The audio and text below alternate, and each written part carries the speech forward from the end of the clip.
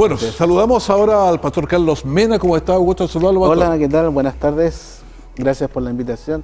Aquí estamos. ¿Y para qué estamos? ¿Y en qué estamos? ¿Y en qué estamos? ¿En qué estamos? Bueno, estábamos conversando de cosas muy terrenas, ahora nos vamos a pegar una más alta, espero, ¿no? Yo creo que cada invitado que has tenido es importante, ¿no? Sí, por cierto, cada uno claro tiene que su sí. mirada particular. Claro, yo soy un humilde servidor y aquí estamos para servirle. Sabes que una de las cosas, los aprendizajes más significativos que yo tengo todos los días, es que de cada invitado uno aprende cosas. Yo termino a veces y aprovecho a anotar, aprendí, ¿qué cosas Importante aprendí? eso. Como dice el dicho, nunca es tarde para aprender. No, es que yo voy conscientemente, con cada invitado aprendo, y si yo aprendo, aprende también el Por supuesto. hace la gente que está. Ahora la ventaja es que uno lo tiene en directo, que entonces lo que se le ocurre lo pregunta de inmediato. Por supuesto. Pero siempre es una buena experiencia esta. Claro que sí. Claro que Imagínense, tengo como 120 invitados mensuales, entonces va aprendiendo hartas cosas.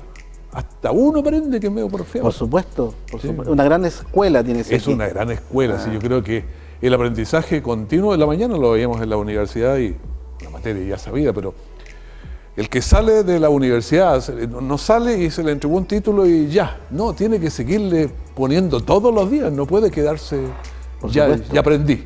Por supuesto. Es una gran responsabilidad salir de la universidad pensando en trabajar, pero también pensando en especializarse, en capacitarse mejor, en ser un mejor profesional.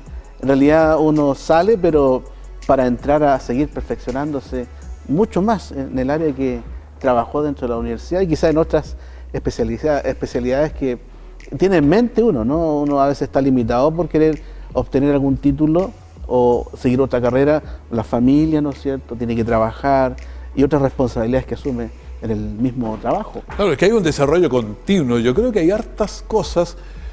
Yo a veces converso con los chiquillos, siempre les digo, a ver, pero no pueden no saber poco de Excel, algunas cosas que hay que dominarlas. No puede ser una pura cosa. Idiomas. No, y ahora que estamos en un tiempo que te exige estar al día en todo. Sí, ¿no? claro. Estar al día, y eso exige estar leyendo, por lo menos estar mirando lo que es el YouTube, ¿no es cierto? Que en YouTube también hay manuales que te enseñan tutoriales, claro. Y ciertos tips que ayudan mucho a la dueña de casa, en una receta, en algún programa, como tú dices, Excel u otros más, que ahí te dan manual y pautas para aprender y de forma muy práctica, muy claritas. Internet es lo más parecido que yo he visto en mi vida al árbol de la ciencia del bien y el mal, porque todo lo bueno lo puede encontrar, pero también puede encontrar todo lo malo. Es responsabilidad de uno sumarse a lo bueno. Y es interesante el tema de Internet, porque la Internet es un medio donde todos tienen acceso a la información, ¿sí? ¿no? Es un medio abierto a todos. Y ese principio de la libertad de expresión, ¿no? El derecho a la información, es un principio, yo te voy a decir, a lo mejor a algunos no les va a gustar, pero yo creo que es así porque en la historia está registrado, es un principio calvinista, ¿no? Y de hecho, la oficina central de la WWW, que es la sigla de Internet, está en Ginebra. Ginebra, ¿no? La de la salud está casi todo en Ginebra, por Calvino, ¿eh? Justamente. Y es interesante porque Calvino luchó, al igual que Lutero también, entre paréntesis, dado que estamos en el año de los 500 años, ahora el 31 de octubre. Exacto. Pero especialmente Calvino luchó bastante justamente para que el pueblo tuviera la información necesaria en cuanto a la enseñanza bíblica, pero también en cuanto al conocimiento de él. De hecho, él abrió una academia para instruir a las personas, no solamente en el área de la teología, sino que también en otros oficios muy propio de ese tiempo para que el joven pudiera desarrollarse como persona en su dignidad como ser humano. Y viene de ahí, ¿no? Porque hasta ese entonces, lamentablemente, así lo dice la historia, la Iglesia romana tenía el monopolio de la información, ¿no? En todo aspecto, especialmente con la Biblia, ¿no? En donde el clero leía la Biblia, pero el pueblo no tenía acceso a ese texto sagrado. Pero con Calvino Lutero se abre porque todos tienen derecho a la información y a la enseñanza, al igual que la Internet. Claro, cuando uno piensa en Ginebra en los primeros años, los segundos pisos no no tenía una pasarela o algo que evitara que los niños cayeran, y muchos caían y se mataban, y ay, se cayó, no, pero Claro. Calvino dijo, no, aquí hay una ley que no le vamos a hacer una multa, pero tiene que poner una protección.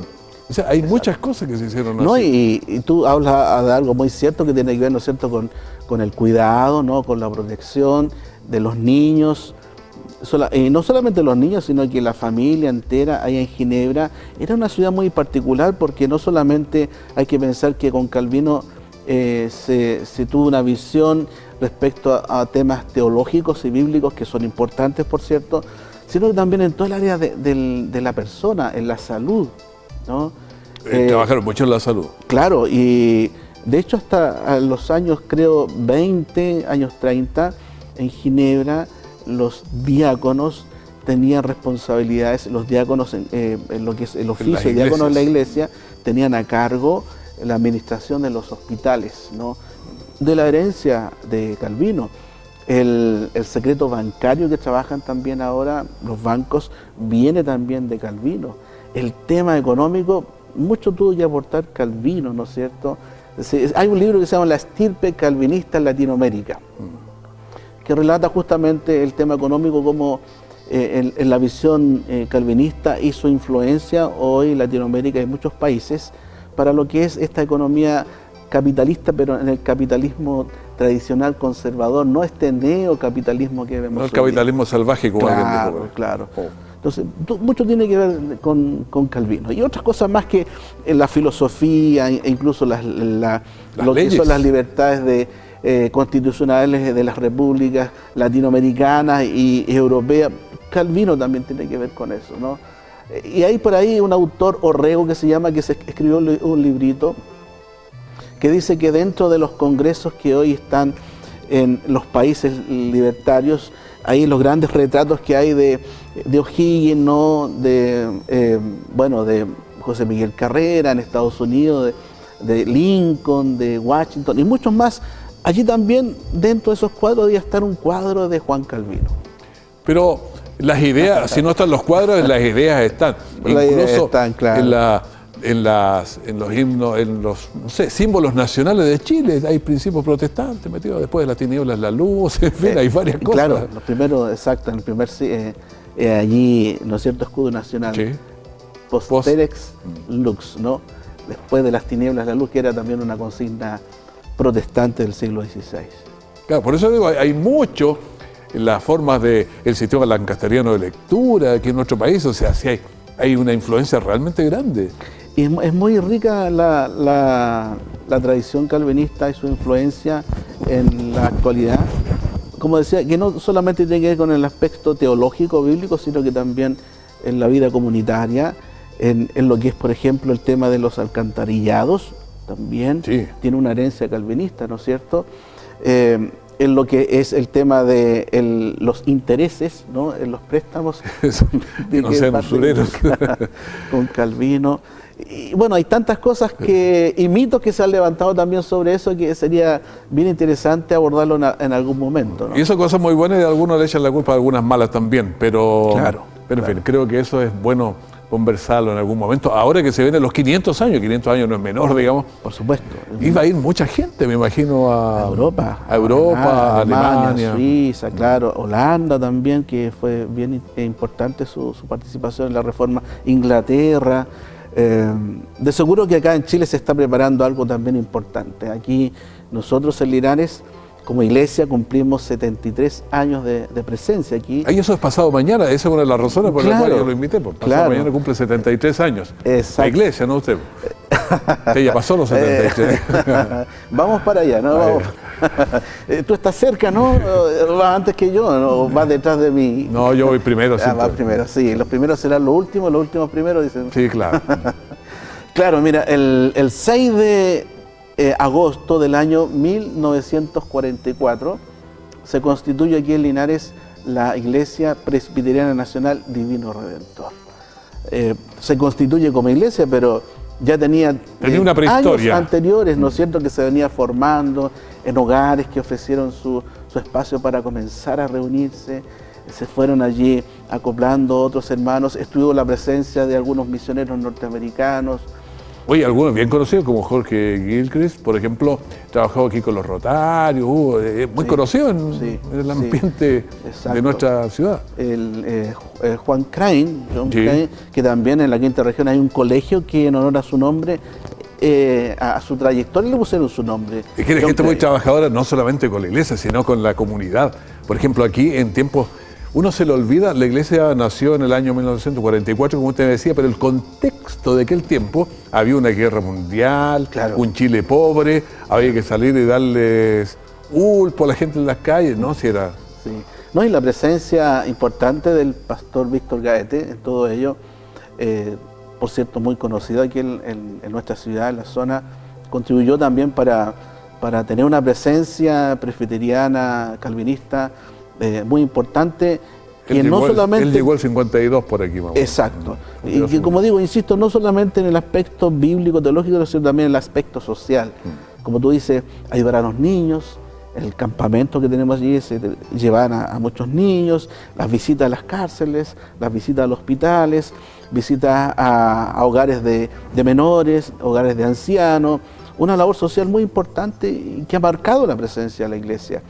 Y como iglesia también ha contribuido para que hombres y mujeres se formaran en nuestra iglesia y hoy fueran líderes o pastores de otras iglesias, de otras corporaciones o denominaciones. Nuestra iglesia también albergó algunos pequeños grupos que estaban iniciándose y que hoy son tremendas iglesias aquí en nuestra ciudad y en la zona. En realidad, la iglesia nuestra en estos 73 años ha marcado una presencia muy importante en esa área, en el área de la música también, a través del coro que tenemos. Es que a veces se piensa que la iglesia solamente está pensando en cuántos ángeles hay, qué vamos a hacer, pero tiene muchas áreas, como te decía, en la música, la enseñanza, la diaconía, la evangelización, la adoración, o sea, tiene un montón de áreas en las cuales trabaja en forma directa, diaria, todos los días. Exacto, y junto con eso, hay una preocupación hacia la persona de forma integral, no solamente en la parte espiritual, sino que también en las visitas diaconales, como tú dices, con ayuda de enseres, ¿no es cierto? Ayudar con recetas, ayudar con medicamentos, ayudar a que vaya al médico, ayudar con pasaje, no solamente pensando y viendo lo que son los miembros de nuestra iglesia, sino también quizá un familiar de algún miembro de nuestra iglesia, los vecinos, allí donde tenemos nuestra iglesia en este momento. Tiempo atrás hubo un incendio, se quemó una casa, está al frente, claro, y está al frente, y la iglesia fue en ayuda y prácticamente ayudó a reconstruir gran parte de esa casa, ayudó con los enseres, con muebles y muchas cosas más. Entonces, estamos ahí de forma muy permanente, atentos a lo que es la necesidad de las personas que nos rodean, como también de la familia que compone nuestra iglesia. Yo le decía que para mí una de las cosas de aprendizaje fuertes es la cantidad de invitados que uno tiene, que conversa, que habla de muchas cosas. Pero la iglesia tiene también esa capacidad de entregar pensamiento, entregar orientación. Cuando uno piensa, los niños, los que cantaban en rojo, por ejemplo, eran casi todos cristianos. Sí. Pero en los colegios, muchos de los chiquillos que son presidentes de cursos, los que tienen la capacidad de pararse adelante y hablar, muchos son cristianos. Porque tienen una práctica donde se para ante 100 personas y tiene que explicar algo y lo explica. Entonces después, pararse entre los profesores, los alumnos y otros compañeros es fácil, ya lo tenía la práctica. En realidad la iglesia tiene que ser un nicho, ¿no?, para el desarrollo de los niños, de los jóvenes, de los adultos, de los ancianos, en sus distintas disciplinas. El nicho para que los jóvenes desarrollen su área musical, quizás, su área artística, ¿no?, el área física, donde podemos reunirnos para compartir. De hecho, hay instancias donde la iglesia se reúne para hacer deportes, en el campo, ¿no? Tenemos profesores, tenemos profesionales, tenemos músicos, tenemos médicos, tenemos un sinfín de hermanos, ¿no es cierto?, que tienen capacidades importantes y que están realizando una tarea también importante para el desarrollo de la comunidad, no solamente en el aspecto espiritual, como digo, sino que en todo lo que tiene que ver con el desarrollo social de las personas. Es que a veces se hacen unas dicotomías, ¿cierto?, unos cortes entre lo espiritual y lo terrenal, pero si uno mira la Biblia no hace ese corte, o sea, lo presenta el hombre en forma total. Claro. Entonces, no es que está en un paradero micro esperando que pase un carro y lo lleve al cielo, o sea, tiene una cosa mucho más amplia. No, y el desafío nuestro, el desafío del cristiano, es que su vida sea, como dice el Evangelio, sea sal y luz, ¿no? Tanto dentro de la iglesia, en su familia, en su trabajo, en el estudio, donde vaya. Y eso significa que uno debe asumir un compromiso permanente con Dios en todo lo que hace. Hay un saludo que surgió en Francia con los hugonotes, que es coram Deo, ¿no? Coram Deo significa, coram es rostro, es cara, y Deo es Dios. Entonces, con ese saludo, los hugonotes decían, cuando llegaban a sus reuniones, cuando salían de sus reuniones, coram Deo, significando eso que donde estuvieran, estaban ante la presencia del rostro de Dios. La palma de la mano. Claro, entonces, al estar en la mente, ¿no? Y en el corazón concientizado con la certeza de que uno está ante la presencia de Dios, todo lo que hace, en el trabajo, en el estudio, lo hace uno como para la gloria de Dios. Y ahí hay una pregunta importante que surge de nuestros catecismos reformados, como el catecismo de Westminster, que pregunta, ¿cuál es el fin principal del hombre? Y la respuesta es glorificar a Dios y gozar de Él para siempre. Entonces, en la iglesia, en la casa, en el trabajo, en el estudio, donde estemos, uno tiene que estar pensando que lo que está haciendo es para Dios. Por lo tanto, tiene que hacerlo lo mejor, ¿no? Hacer siempre lo mejor. Lo mejor para Dios, buscar la excelencia para Dios. Recién hablaba de los hugonotes, el saludo, el coram Deo y otros, y uno recuerda tiempos brutales, ¿eh? La matanza de San Bartolomé, la noche de los cuchillos largos, le llaman. ¿Cuánto? Gente, intelectuales brillantes en Francia mataron. Claro, y justamente por un tema religioso y de poder, ¿no es cierto? ¿Quiénes estaban en el poder? Si eran católicos o si eran protestantes. Y lamentablemente allí ese poder lleva a tomar acciones muy lamentables como las que mencionas tú. Y no solamente allí, sino que en otros episodios de la historia del cristianismo donde hubieron matanzas, pero terrible el caso, por ejemplo, de Münster, por el año ahí 1400, 500, por ahí más o menos, donde una comunidad completa fue avasallada porque las prácticas que tenían se alejaban de las sanas costumbres y de la enseñanza de ese entonces de la iglesia. Y porque ellos pensaban con su líder que en su localidad, en ese cerro donde se apartaron a vivir, allí venía Cristo, ¿no? Allí iba a llegar Él, por lo tanto había que esperarlo, había que apartarse de todo el quehacer, ¿no? Común de un ser humano, pero eso significó que ese líder tomara ciertas acciones muy drásticas para con los hombres y las mujeres en esa espera, y que llevó a que tuvo que intervenir allí la ley, tuvo que intervenir la fuerza para detener eso, si no iba a traer mayores consecuencias. Claro, a veces de repente hay algunos que se pasan de listos y con interpretaciones muy antojadizas, privadas, pero exacto, que son complicadas. Claro que sí, ¿no? Y hay que estar atento a eso, a aquellas enseñanzas que nos quieren llevar a atentar contra las personas, a llevar una conducta moral, no con las características que hace a una sociedad sana, saludable, ¿no es cierto? Y que puede crecer y proyectarse con el respeto, con la honestidad, con la amabilidad que corresponde a todo buen cristiano. Lo escuchaba la otra vez en la iglesia presbiteriana, donde una de las ideas es entregarle a los mejores profesores, lo mejor a los niños, porque es donde hay que poner todas las fichas. Y ahora que viene el Día del Niño, me imagino que siguen la misma práctica. Claro, bueno, tú sabes, pues los niños son, como se dice, el futuro, ¿no?